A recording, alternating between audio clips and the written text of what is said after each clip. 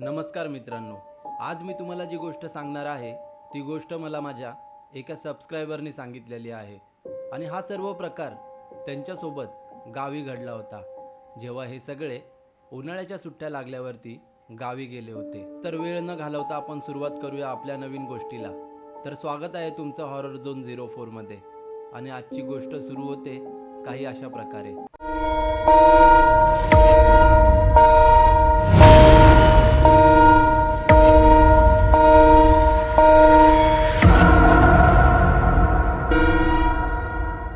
दरवर्षीप्रमाणे यावर्षीही आम्ही उन्हाळ्याच्या सुट्टीमध्ये गावी गेलो होतो. वर्षातून एकदा गावी भेटल्यावर आम्ही सगळे भावंड खूप धमाल करायचो. दिवसा गावात इकडे तिकडे भटकायचो, पोहायला जायचो आणि रात्री गच्चीवरती जाऊन 2-3 वाजेपर्यंत खेळ खेळायचो. एकदा असं संध्याकाळी पोहून घरी येत असताना आमची नजर बाजूच्या आंब्याच्या बागेवर गेली. मे महिना असल्याने जिकडे तिकडे आंबेच आंबे दिसत होते. मग आमच्यातला एक भाऊ म्हणाला, आज रात्री या आमराईत आपण आंबे चोरायला जायचं. आम्ही सगळे मजा मस्ती करण्याच्या उद्देशाने पटापट तयारही झालो. मग आम्ही सगळे ठरवतच घरी गेलो. रात्री सगळे झोपले की आपण हळूच मागच्या दाराने बाहेर जायचं. घरातल्या मोठ्यांना कुणालाही याबद्दल सांगायचे नाही असं ठरलं होतं. रात्री जेवण वगैरे झाल्यावर घरातले सगळे झोपी गेले. आम्ही मात्र खोलीत बसून निघण्याची तयारी करत होतो. भाऊ बाहेर जाऊन पटकन खात्री करून आला, पण सगळे झोपले नव्हते. आम्हाला वाट पाहावी लागणार होती. साधारण 2 वाजता घरातले सगळे झोपी गेले. त्यानंतर आम्ही हळूच मागच्या दाराने बाहेर पडलो. आंबे पाडल्यावर भरायला 2 गोण्याही सोबत घेतल्या होत्या आणि रात्रीचा वेळ असल्याने वाट काढता यावी आमराईत शिरण्यासाठी एक मोठी बॅटरीही सोबत घेतली होती. शक्य तेवढा आवाज न करता आम्ही झपाझप पावले टाकत आमराईच्या दिशेने चालत निघालो. आम्ही त्या जागेपासून काही अंतर लांब असतानाच आम्हाला त्या ठिकाणी एक लाईट दिसली. बहुतेक ती लाईट मोबाईलची फ्लॅशलाईट असावी किंवा लहान बॅटरी असावी. आम्ही येण्याआधीच तिथे कोणीतरी होतं. आम्हाला वाटले की कोणी राखणदार ठेवला असेल. आम्ही पटापट हातातल्या गोण्या एका मोठ्या दगडाखाली लपवल्या आणि तिथे असलेल्या विहिरीमागे जाऊन लपून बसलो. तो राखणदार अजून थोडा वेळ असेल, मग एकतर निघून जाईल किंवा झोपून जाईल असे आम्हाला वाटले. थोडा वेळ आम्ही त्या विहिरीच्या मागेच लपून बसलो. अर्धा तास उलटला असेल. आता तिथे ती लाईट दिसत नव्हती. बहुतेक तो दुसरीकडे निघून गेला असा विचार करत आमच्यातला एक जण म्हणाला, गेला तो, चला आपले काम करूया. पण तितक्यात मी माझ्या मनातली शंका बोललो की अरे, आपल्याला कसे कळणार की तो गेलाय की त्या झाडाखालीच झोपला असेल. शेवटी बराच वेळ थांबून आम्ही सगळ्यांनी प्लॅन रद्द केला. काही वेळ आम्ही तिथेच गप्पा मारत बसलो होतो. पण आमच्यातला एक मात्र शांतपणे बसून राहिला होता. अधूनमधून आमच्या मागच्या दिशेला पाहायचा.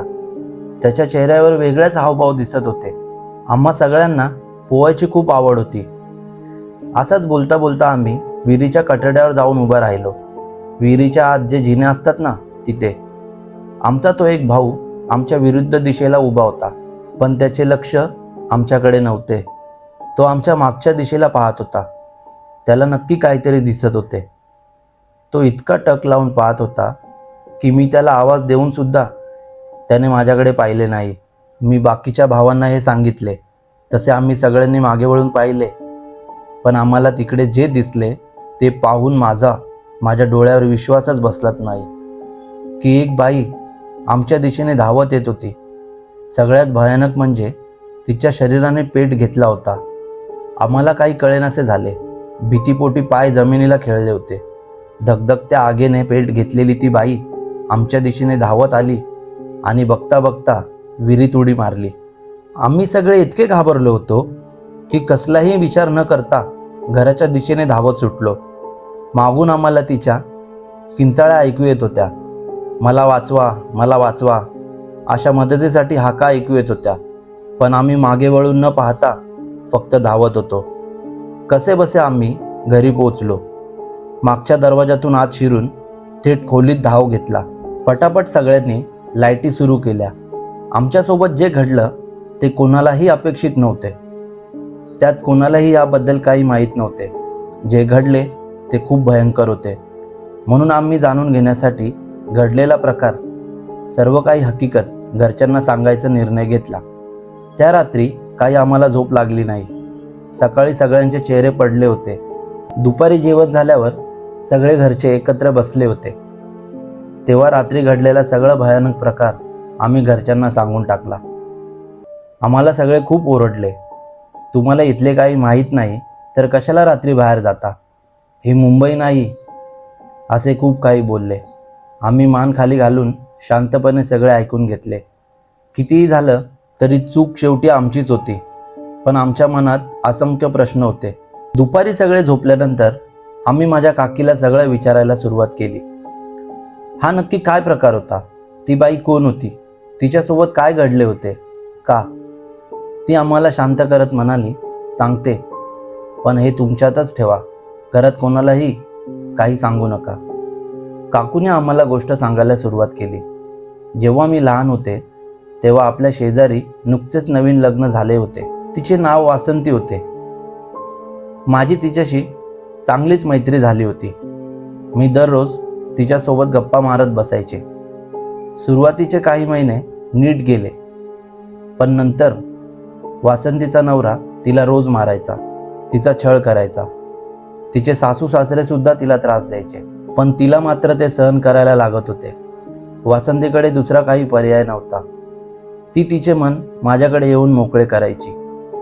एका दिवशी शेवटी कंटाळून ती माहेरी निघून गेली, पण नाईलाज होता म्हणून काही दिवसांनी तिला परत घरी यावे लागले.